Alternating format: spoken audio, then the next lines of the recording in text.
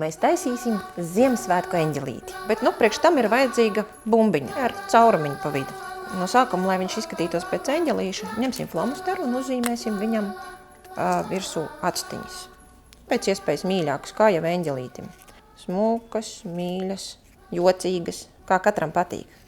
Vēl, lai tas eņģelītis būtu tāds mazliet kautrīgāks, paņemsim mazliet no sarkanās krāsas, ar rotiņu viņam iezīmēsim vaidziņus. Lai tie tādi rozīgi un kautrīgi, būs mums tāds mazliet nokautrējies eņģelītis. Ņemam pēc tam lentīti, kādā krāsā patīk. Kuram zelta, kuram rozā, kuram zaļu, kuram meitene, kuram puisītis. Un satinam šitā te ap plaukstu. Nu, lūk, tad šo te neatlaižot, turam, paņemam diedziņu un sasienam. Varbūt kādreiz atceraties, kā bērnībā taisījām bumbulīšu skolā. Kaut kas tam līdzīgs, tikai šoreiz no lentītes.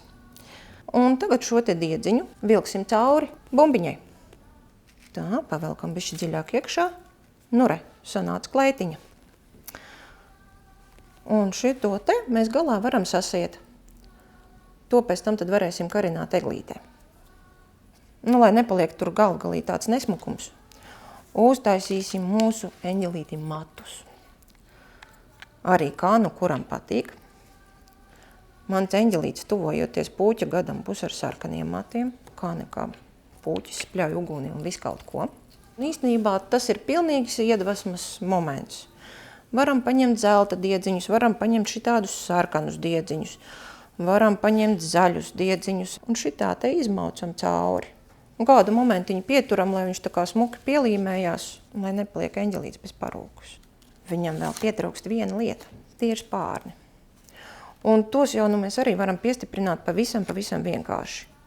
Izgriežam spārnus no papīra, paņemam vienkārši adatiņu un piespraužam spārnus eņģelītim pie dibena. Viss, mūsu eņģelis var lidot.